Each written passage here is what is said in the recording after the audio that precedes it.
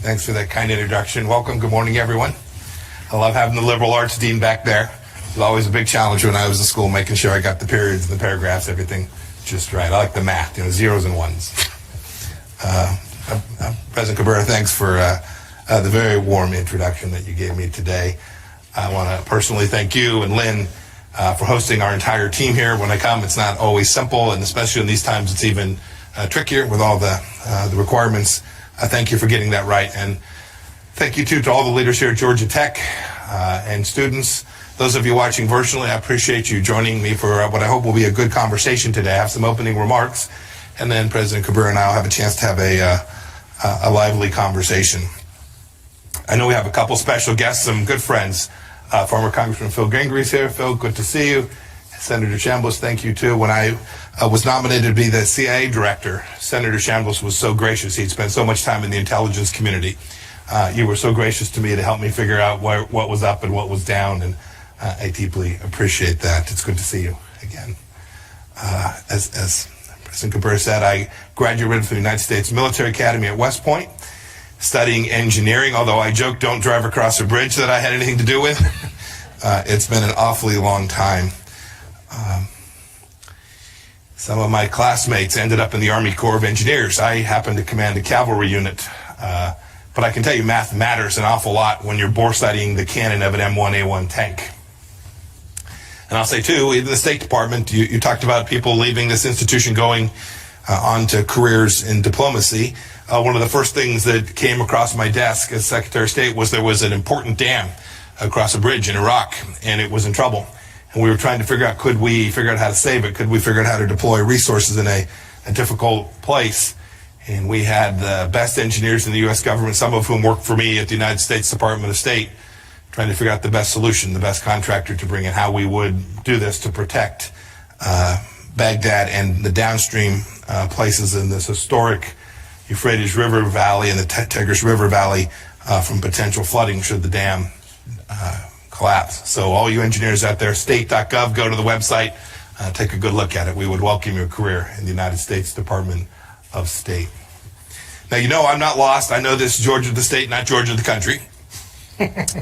But it's important that I come here to talk about the topic that I have in front of us today, because this is the place where American national security intersects deeply with the things that happen at important research institutions like this one.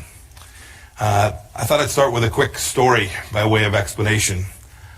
Professor Fei-Ling Wang is with us here today. Professor, where I didn't see you sitting where? Welcome. Nice to see you. Several years ago, Professor Wang took a trip to China where he was scooped up by security agents inside of China. He was held in a secret location for 2 weeks. Professor Wang was interrogated and threatened. They wanted information about his research about China and his time teaching at my alma mater at West Point. He could tell you the stories better than I could, but they thought they could intimidate him or perhaps recruit him because he's ethnically Chinese. It's a blessing he's here with us today, and thankfully he was released after pressure from the leadership lots of places, including this very university and the Carter Center. The lesson I think that we can take away from this is clear. It's that the Chinese Communist Party wants what we have, and they will do whatever they must do to take it and get it. They will steal our stuff. They will pressure critics of the Chinese Communist Party to keep quiet. They will do whatever it takes. And it's important to come and talk with the American people about this, because Americans must know how the Chinese Communist Party is poisoning the well of our higher education institutions for its own ends, and how those actions degrade our freedoms and American national security. If we don't educate ourselves, if we're not honest about what's taking place, we'll get schooled by Beijing. Now, it's taken this country, and indeed the entire free world, a long time to understand the trajectory that China is on today. In fact, we're not quite there yet everywhere in the world. There's no one to hold accountable for this. That's not the important part. Because for a long time, Republicans, Democrats, leaders all across academia, institutions, commercial space, thought that by trading and engaging with China, that the Chinese Communist Party would reform itself, it would loosen up, it would embrace economic and political freedom, and it would present less risk to to freedom around the world. But instead, that's not what we got. Instead, the Chinese communists used the wealth that was created by this to tighten their grip on power over the Chinese people, and to build a high-tech, repressive state like the world has never seen. General Secretary Xi Jinping has made clear his intentions.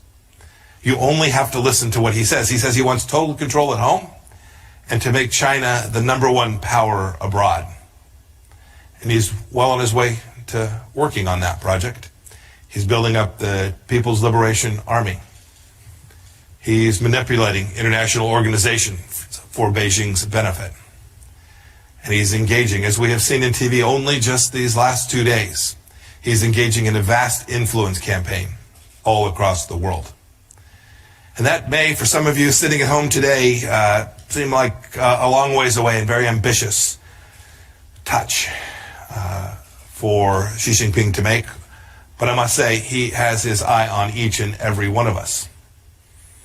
Over the past year, I've talked to America's governors in Washington about this, state legislators in Wisconsin, tech leaders in Silicon Valley, many other groups. I've gone out to talk to them about this challenge, and today I want to talk about what's happening in schools across America, especially research institutions in places like where I'm standing today. Just think about it. Chinese Communist Party scientists aren't pioneering cancer cures. We are. And it's not North Korean biochemists that are producing safe COVID vaccines. We are. And Iranians aren't ahead in supercomputing. No, in fact, we are. It is the free world and free peoples that produce these superior results. And we should be very proud of that fact. But we have an obligation to protect it, to preserve it, to make sure that that's the case 10 and 50 and 100 years from now.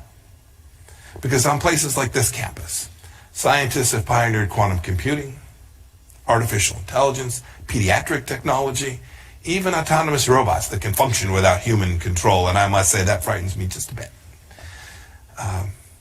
Look, the Chinese Communist Party knows it can never match our innovation. A state-owned enterprise, it's an authoritarian regime, it is a government-centric focus.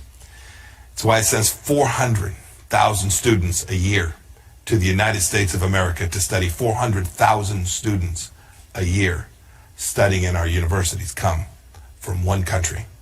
It is no accident. Much of the high-end industrial base inside of China is based on stolen technology or technology purchased from other nations.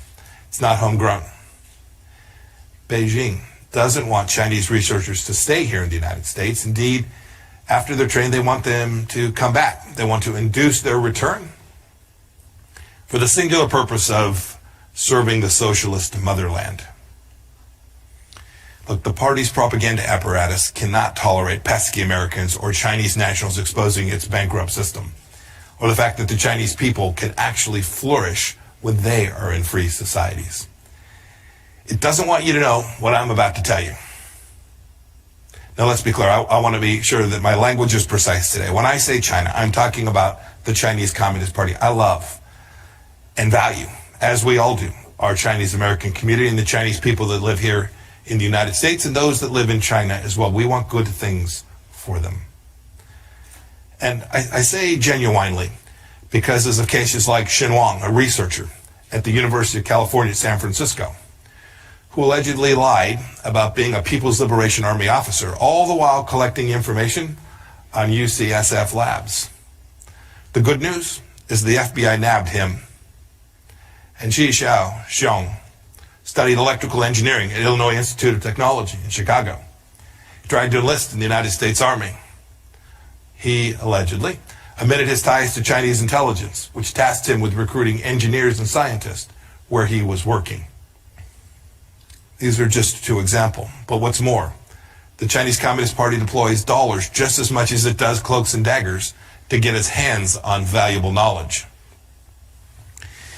There are many American scholars, often doing research funded by American taxpayers, that have been lured into the Chinese Communist Party's talent recruitment programs. The CCP pays them what is for them a fortune to do research related to their current fields for or in China. and then often uses the fruits of their brainpower to build its military strength. A researcher from my home state of Kansas was caught up in this trap, as was the Harvard chemistry department head. Think about that. The Director of National Intelligence, John Ratcliffe, recently described the CCP strategy as rob, replicate, and replace. But I want to add another R to the DNI's list. I want to add repress.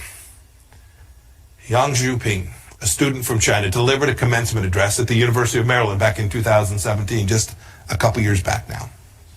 She praised the fresh air of free speech. She was soon demonized and harassed by CCP propaganda outlets. I promise you, while I cannot tell you everything, that was no coincidence. One University of Georgia student said of the CCP secret police in 2018, quote, "They have harassed me repeatedly and asked me to give them information about the activities of overseas democracy activists and dissidents. And they are particularly interested in the activities of Uyghurs and Tibetans," end of quote. Some of the CCP's biggest victims on campuses are innocent Chinese nationals themselves. And this is a tragedy. We have a responsibility to police this. Another example, at Princeton, just this year, students in a Chinese politics class were forced to use code names on their work, lest the CCP discover their identities and prosecute them for free expression of views on Hong Kong and the CCP under its draconian new national security law. That's right here. This happened right here in the United States of America. American students talk about safe spaces as shelter from ideas they dislike. Chinese students need safe spaces to learn of the ideas that they love. What a stark contrast.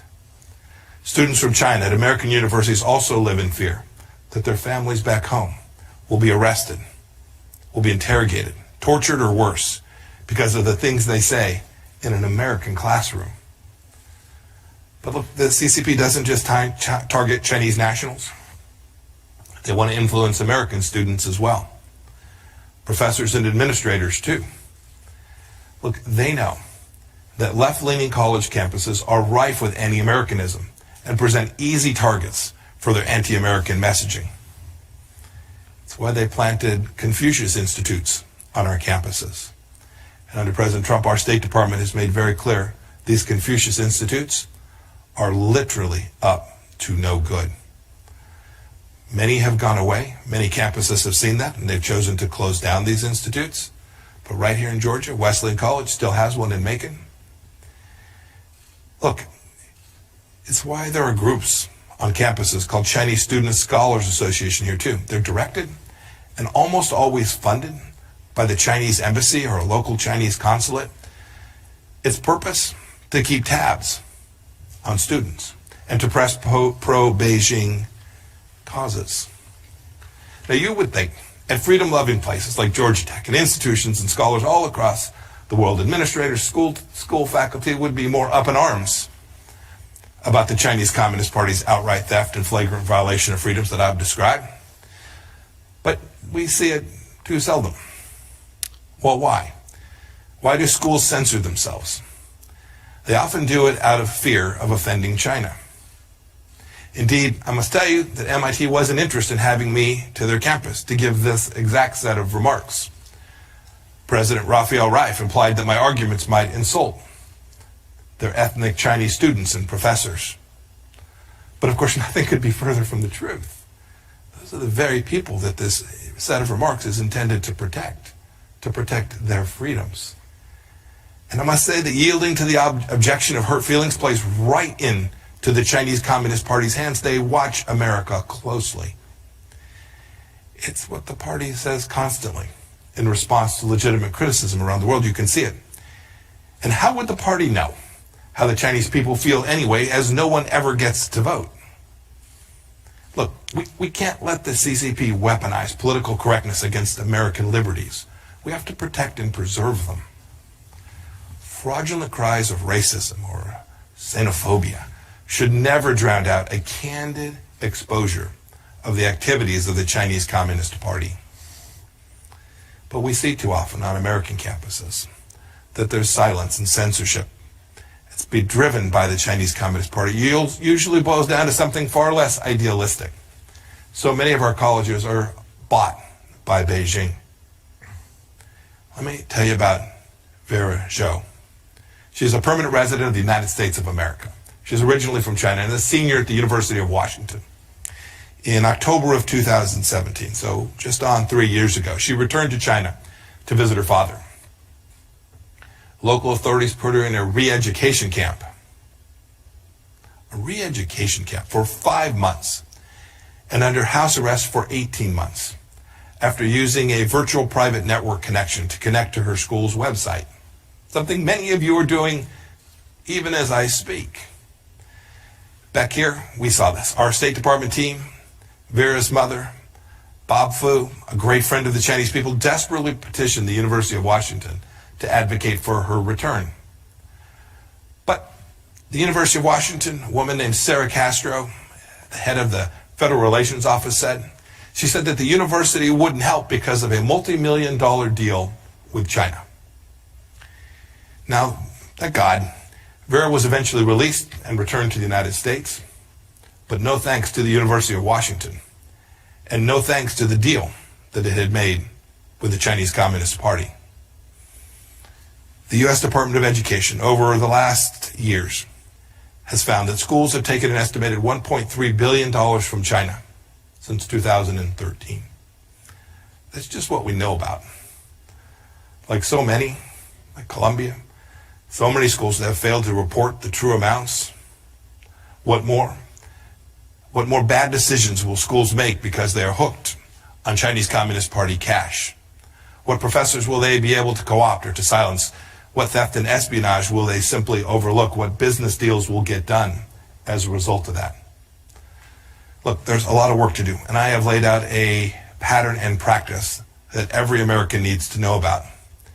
And we need to begin to respond to this sooner rather than later, and our administration has begun to do that, but there is an awful lot more work to do. We cannot allow this tyrannical regime to steal our stuff, to build their military might and brainwash our people, or buy off our institutions to help them cover up these activities. We cannot let the CCP crush the academic freedom that has blessed our country and blessed us with great institutions like the place that I'm standing today. But we need your help. We need help of students, we need help of faculty, we need help of administrations all across America. We need trustees to police their endowments and the deals the universities are striking with the CCP and CCP-backed groups. We need administrators to close Confucius Institutes and investigate what so-called student groups backed by the CCP money are actually up to on their campuses. The government will help, but we need people to assist us. We need researchers to be vigilant against fraud and theft, and the academic community to reject the CCP's financial siren songs. And we need students to truly stand for free speech. The free speech for themselves, those who grew up here in America, and especially the free speech of Chinese students who are on our campuses, who are here to study and learn and to improve their rights, their lives, and to enjoy the fruits of the freedom that we provide them here in the United States of America. Look, we need you all to speak truth to power in solidarity when administrations exert pressures on censorship, as has so often happened to protect deals with Beijing. Let's do this. Let's carry forward a banner of freedom to defend our schools, what these institutions were built upon. It will aid our national security. And from the central threat of our time, the Chinese Communist Party. President Cabrera, I'm looking forward to our vigorous conversation. I thank you all for your attention this morning. May God bless the state of Georgia and the United States. Thank you for having me here this morning.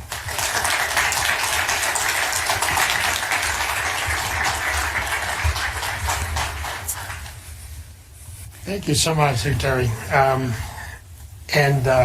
Appreciate you coming here and let me. You bring so many important and incredibly difficult questions for us. So you know that Georgia Tech, we're a proud partner of the United States government. We are one of the most research-intense universities in the country. The head of our Georgia Tech Research Institute is in attendance. That organization alone does about $750 million in research grants, a lot of that classified work with different agencies in the government. The overall institute does over $1 billion of grants every year. We're very proud. Not all of that, of course, is funded, but the bulk of that is. So we take issues of protection of our ideas and intellectual property very, very, very seriously. At the same time, we attract amazing Chinese students, undergraduate and graduate students, some of whom join faculty ranks and contribute to making American science and technology the way you described it, the most competitive in the world. So help us figure out a way, how can we even frame these seemingly incompatible objectives of continuing to leverage that advantage to bring all that talent in without putting our national interest at risk? Yeah. So it's the exact right question, and it is not a simple thing to answer. But what I can say with certainty is that we've had the balance completely wrong for decades. That is, we had an open spigot for these risks to be present in our system without the balance and checks that are required. And so you see, if you watch what the Trump administration has done with respect to this, this year, it's different because of the virus. But in 2021, 2020, there'll be 350, 360,000 Chinese students that come to America. We want these students here, but there has to be a process. There has to be a rigorous evaluation. And some of that is the responsibility of the United States government to undertake, and we have to do a better job of doing that. But we need institutions, too, that are transparent, that are clear, that are following the requirements, both U.S. Department of Education requirements, the requirements to make sure that U.S. property rights are protected in the way that you just described. If you have someone invent something, we want the fruits of that effort to benefit the United States of America and not end up being used to surveil American citizens in cities all across the world. We've had the balance fundamentally wrong because there was this notion that there was no cost connected to permitting the risk that the Chinese Communist Party identified, the opportunity that they sought, and the efforts they have undertaken. You all would have seen, it's been a few months back now, we want Chinese diplomats to be here engaged in diplomacy, but the Chinese Communist Party was using their consulate in Houston as a den of spies. And for an awfully long time, the United States just said, we're not going to do anything about that. That's unacceptable. It's unacceptable to the American people from a national security perspective. It's unacceptable to the people of Houston and the businesses that are there, that these so-called diplomats are out stealing their stuff. And so we did the work. We collectively, the United States government did the work, identified the problem set, and solved the problem.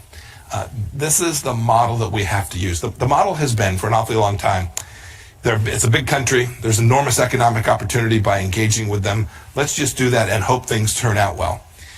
It's too dangerous. The Chinese Communist Party has a mission set. We only need to listen to General Secretary Xi Jinping's vision for global hegemony and the capacity that he has developed to actually execute. He has capability and intent.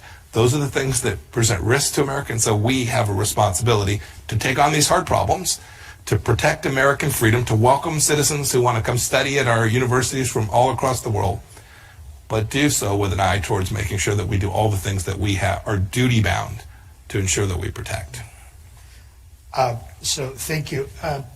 It turns out I myself came to this country as an international student. So I grew up in Spain.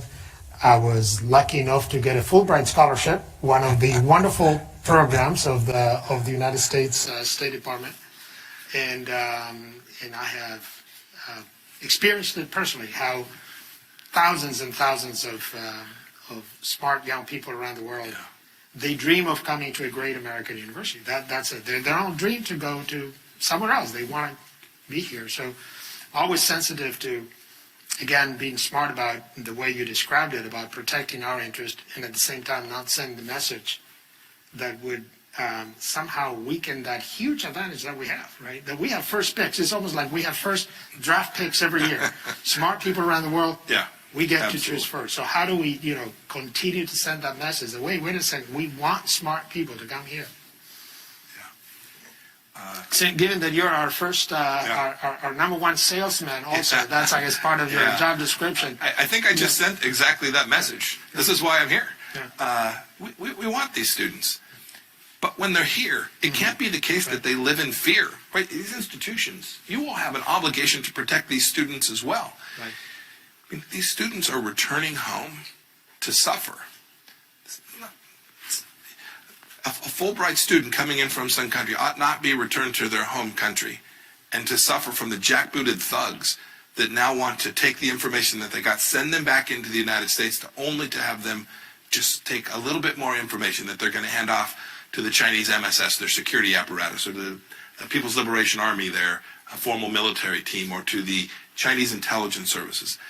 This is not the best of America. We have a responsibility to those Chinese students, too, in addition to the duty that I described to protect American national security. We have an imperative to get this right. And when we do, I'm convinced, President Cabrera, I am convinced that this will still be a beacon. The number of American students studying in China in 2021 I didn't refer to, it's very small. Why? I have it here. Yes, why? Why is that? It's because if you want to be a technologist, if you want to be an innovator, if you want access to capital, if you want to be around a network, an ecosystem of innovators to create the next great whatever it is you want to go create, where do you do it? You do it in the United States of America. We cannot forfeit that capacity by allowing the Chinese Communist Party to infiltrate our research institutions and take that away from us. After all, it is that the American private sector, the American taxpayers of the state of Georgia have invested in preserving, promoting, and building out this enormous capacity. It's we've lived in a bit of a fantasy world for the last 40 years. It is time for the balance to be struck to both maintain our competitive advantage and protect the American advantage from the threats that the Chinese Communist Party has clearly stated they intend to, the cost they intend to impose upon us. So I have the data. In fact, this is your data. This is the open doors. I know it well. Yes. I love it. By the way, keep this. This is the best source of information we get every year. And speaking of imbalances, that's another imbalance I wanted to discuss with you, right? So we get about, give or take, we get about 1 million international students in the U.S. every year. About half of that comes from China and India alone. Mm-hmm. A third, more than a third, like 35%, is from China. Mm-hmm. Then when you turn the page, you're absolutely right. The number of American students that go to China is not even the number one destination, is 11,000. Yeah. So here's what I'm thinking. Okay, you've been a businessman, so you land in Shanghai, you go to a boardroom to make a deal, and it turns out that the guys on the other side of the table, they speak English, they know our culture, they watch our movies, they laugh at our jokes, they know all about us. In most cases, we know very little about their culture. Shouldn't we be sending vastly larger number of American students to China to learn their culture and not to stay there and set up their companies? We want them back here in Atlanta, Midtown, by the way, Tech Square. But to learn about China. Yeah. Don't you think that would be a good idea? It is an enormous knowledge gap, enormous knowledge imbalance. I would agree with that. I would tell you that we work very hard at the State Department. We are nowhere near where we need to be to have enough Mandarin speakers so that we can understand, even at the most senior diplomatic levels in the United States, that we have the capability to watch and read what's coming out in the Mandarin language press from China. So it is an enormous undertaking. You talked about this as an imbalance. One of the central theses of our policy with respect to China these past 4 years has in fact been about that, about reciprocity. So imagine now you're a company here at Georgia Tech and you want to go build out a business in China. Because you want to sell to the 1.4 billion people there. You need to make an investment. The rules for you to invest there are radically different than some young person in China who'd like to come invest here in Atlanta. That's not right. We need fair and reciprocal rules when it comes to foreign direct investment. We need fair and reciprocal rules when it comes to press reporting. So one of the reasons we know so much less about the Chinese culture has less to do with the number of students and the fact that a person who is a credentialed Western reporter inside of China can't move around freely. This is an enormous imbalance. We've tried to take that on. We had Chinese propaganda outlets here in the United States that were running free and clear, while valid U.S. media companies that wanted to report on what was taking place, by the way, at an incredibly important time when the Chinese Communist Party was permitting the export of a virus around the world, and they couldn't get to the places that they needed to get to find the information that would have been very valuable for the United States to have had in a timely fashion. So there's enormous information imbalance attached to that. I talked about one reason there's only 11,000 American students traveling to China. It's that they don't want them there. They don't want Americans. Why? Because when Americans go to a college campus, you've seen it. I traveled the campus a bit this morning. Students jogging, running, talking, having fun, inquiring, doing the things that we do in a place, a democracy, a republic like our country. This is not the Chinese campus. And so there's an imbalance there. And we have to work to convince and impose cost on the Chinese Communist Party until such time as there is reciprocity in every space. The President talked about it in trade. We've talked about it in terms of freedom of navigation in the South China Sea. I could go through the list of places where we have for decades permitted the Chinese Communist Party to have an exception to every international rule. So what's another example? The World Trade Organization, an important institution to make lives better for jobs for people right here in the state of Georgia. Nearly every country participates in a single way. The Chinese Communist Party says, no, we're special. We should be a developing country with a set of trade preferences that benefit China enormously. And what the Americans just, for decades, this isn't partisan, both political parties just said, we're going to let that pass. It can't be any longer. And this is what President Trump has said. We're not going to do that anymore. We're going to demand that China comply with the same set of rules that every other nation is asked to comply with. And when we do, America will be safer and more secure. America will be more prosperous. Our allies and partners in Southeast Asia and in South Korea and Australia and in Europe, they'll be safer and more prosperous. And we will build out a coalition that simply demands that sovereign nations compete on a fair and level playing field. It should happen in academia. It should happen in the commercial space. If we get that right, America will be just fine. So let me bring the topic to something that I know and would be of particular interest to many of our students, which is the role of science and technology in American diplomacy. I mean, given that we are in a century of this is a knowledge economy where we win or lose by our innovation, by our science, even our military strength relies more and more on.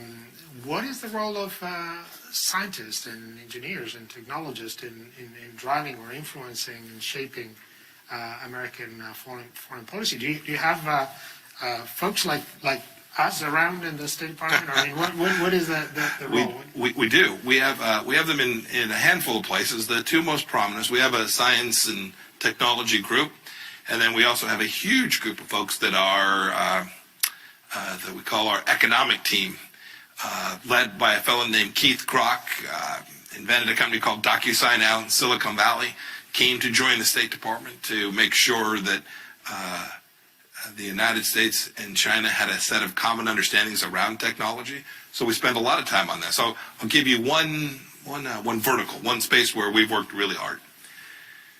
So the Chinese Communist Party, when it competes around the world, has an enormous advantage. It has state sponsorship of nearly every one of their significant enterprises. A young entrepreneur here from Georgia Tech goes out there on their own. They've got to raise their own capital. Somebody's going to want return on that investment. They've got to make money. They've got to pay their workforce. Not so in China. Not so. Many of the companies they will come to compete against will have government funding, direct government funding, not a grant that we might provide to a research institute, but truly will be a state-owned enterprise. This is deeply unfair to the American people and presents enormous risk to American national security as well. And so we set about in one space, I'll call it the communications tech space, to challenge the presumptive global winner, a company called Huawei, that was dominating the next generation of technology called 5G technology.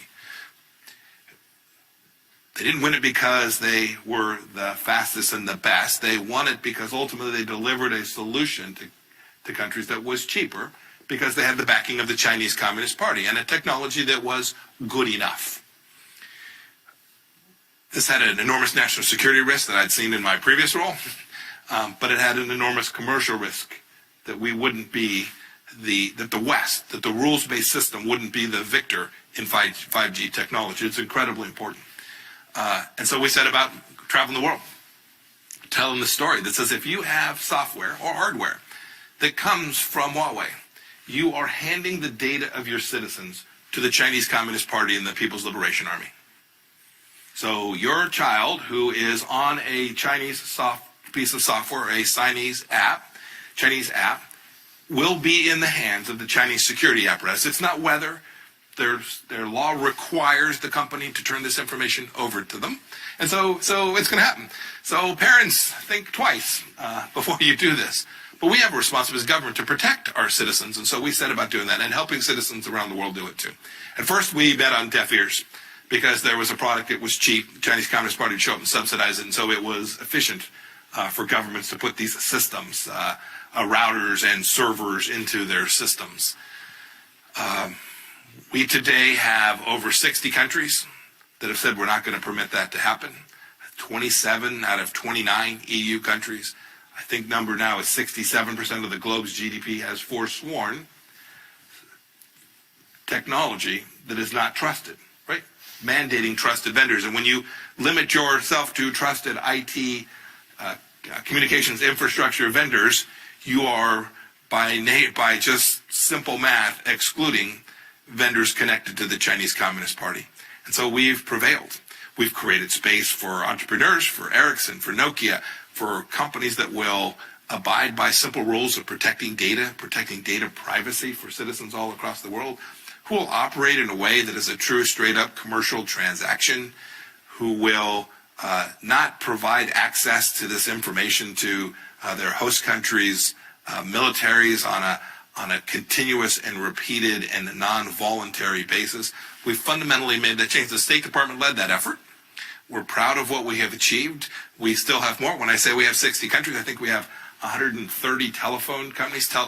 In many countries, the access to this communications is driven not so much by the government, but by the dominant telephone company inside of that country. We've got 100+ telephone companies that have forsworn any all but trusted vendors. This is where technology, innovation, and diplomacy come together to help America be more secure and more prosperous. It's a good story. There is an awful lot more work to do in lots more spaces. So, and it creates also one of those incredibly difficult questions to solve. I guess that's why you get paid the big bucks, as they say, to try to figure out these balances. But so there are areas of research and technological research that clearly are of a competitive nature, right? We want our fighter jets and our weaponry system to be better than anybody else's. We want our companies to have products before anybody else. But there are areas of science that are global in nature, right? I mean, and the coronavirus is the perfect example, right? At this point, honestly, who cares? Who comes up with the cure first or the vaccine? What we want is, whatever 3 billion, 4 billion people to get a vaccine. In fact, the sooner the Chinese sequence the virus and make that available, the sooner we all could start working on the new RNA vaccine or DNA vaccine and so forth. So again, how do you balance the competitive nature of some research areas with the fact that in many of the big questions that we deal with as a species, we're in this together, right? These are global threats that we all face that we want smart people everywhere, even in China, to help us figure out. Sure. No, this policy isn't restrictive. But this advancement of civilization best takes place in the context of the rule of law, the liberal international order, sovereign nations, the protection of property rights, all the things that our founders knew so well. This is not the model that Xi Jinping wants for you and wants for you and your children. It is a very different model. It is a model that ultimately collapses upon itself. But in the meantime, we have an obligation to protect and secure American prosperity. And when we do, I can say this with certainty, when we do, citizens all across the globe will benefit from that. I've seen it. I've seen it with my own eyes. I've seen American technology linked up with technology that was manufactured and developed inside of India, linked together to serve people in destitute places in difficult parts of Africa. I've watched it improve their lives. And each step along the way, it benefited from the fact that there was someone out there operating in an ecosystem that respected the rule of law, respected property rights, permitted commerce to take place, contracts were honored. If there was something went amiss, there was a court system that one could resolve the conflict. This is the West. The West isn't a place, it's a concept, it's an idea. This is the West. And the challenge that's here on campus that I spoke about is in fact the challenge between freedom and tyranny. It's the challenge between the ideas that we have in the West and an authoritarian model that has been adopted by the Chinese Communist Party with the sole intention of spreading it as the predominant model around the world. I with all my heart, I can tell you, President Cabrera, that is not in the best interest of people anywhere, including inside of China. So let me, if you don't mind, switch gears a little bit and get somewhat personal. I know many of our students are thinking about careers and career choices, and earlier I joked that you don't seem to be able to keep a job. I hope you're referring to this one now. No. No, but I feel like I could make the joke because I feel somewhat in the same place. I've changed and I've done various. As you look back and try to make sense of your career, again, having been a soldier and an attorney and a business leader and so forth, how these experiences inform even the way you carry out your job now? Because this is a one-of-a-kind job you have now, but if you look back, how do those experiences prepare you for this? If you stare at it in hindsight, one could argue that there has been a progression, that each task that I've had put in front of me has prepared me, put me in a better place to be, to at least have the capacity to be more effective in the next job that I took on. I think that's true. I didn't set out on that path. No one could dream that you'd be the 70th Secretary of the United States of America, for goodness sake. Although I am mindful, President Trump is the 45th president. There's a lot more turnover in my job than there is in his. I always think back to what my father taught me. Wherever you are, wherever you find yourself, work your tail off. I tell young people, I get asked by young people all the time, well, tell me what I should do to be successful. And the answer is, I have seen successful people who are lazy, but not very many. Most people who find success, however they define it, achieve that because they were prepared to make sacrifices, to make trade-offs in their life, and to work really, really hard. The second thing is to grow where you're potted. Don't be chasing that next stream. Don't spend your time looking over the horizon about the job you want someday. I have not found that to work, not just for myself, but in all the others who I've helped and tried to mentor. In the end, if you work hard and do well, opportunities will present themselves, not every day and not always, but with enough frequency that the right solution is to stay very, very focused on the task that you have in front of you and do it really, really well. The second thing is there is nothing like one's reputation, the capacity for people to understand the character of who you are. And you only get to build that over time and every day. And so wherever you find yourself, you got to speak the truth, even when sometimes it is not welcome and it's difficult. If you do those couple of things, then, and then for me, keeping my faith, if you do those three things, that's what I told my son. Tell the truth, work hard, keep your faith. The world will come present you with things that will be fulfilling for you and for your family. Thank you. I know that that's incredibly valuable advice for our students, and yet you still make big turns in your career, right? So with major, like you're a soldier, you said, I want to go to law school, not an obvious choice. I want to go piece together a number of businesses in Wichita. I think that's what I was really lucky in that sense, is that I was in a play. I always had these chances, and I was prepared to take risk, right? So I had a job practicing law, and one of the here today works. Myself and my two other best friends in the whole world said, "Let's go start a business." We didn't really know what it was going to be, and we decided we'd take that risk. We'd jump off on this. So you also have to be prepared when you see something where you have a passion to go pursue something, and you believe you have a skill set where you can generate value, not always financial value, but value. Then you got to be prepared to go make the change and take the risk.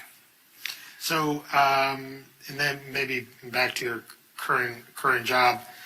Obviously, it's an interesting. I think in one of your earlier speeches, you described that you were taking a pretty significant shift back to the China policy. Mm-hmm. Now you have this job. How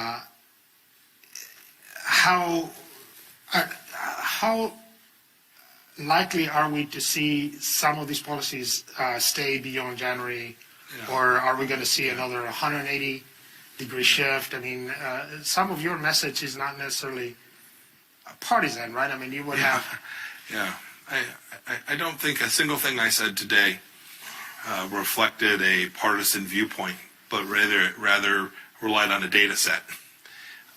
And so I don't think, frankly, what I said today was particularly controversial about those who are paying attention to the challenges that the Chinese Communist Party presents. And indeed, I've seen this on Capitol Hill in Washington, and even in others in think tanks around the world.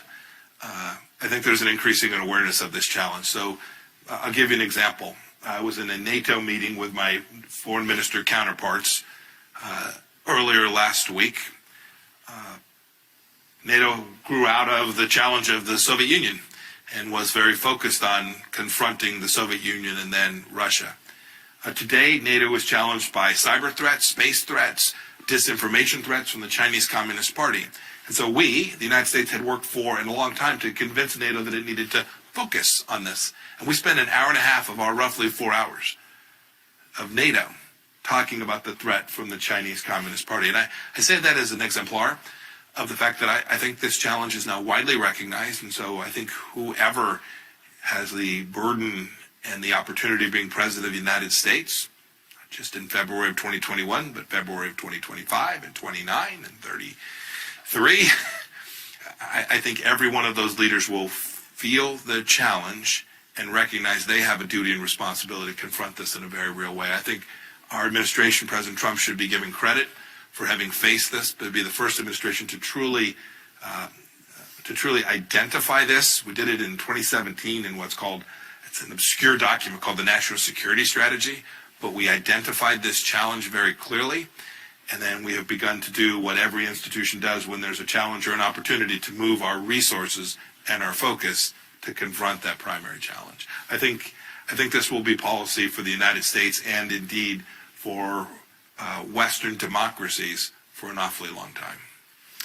Well, I think we're pushing our luck with your time. You've been awfully generous, and what I can tell you is I really appreciate you and your service. I know how intense your job is, because I know some of the people who work with you and run around the world chasing you. And regardless of how people feel about policy, I think we all need to agree that we appreciate public service. We appreciate what you've done for our country, and we thank you very much for spending some time with us today. Thank you so much, Thank you Secretary very much. Pompeo. No, thank you very much, sir. Thank you. Thank you all.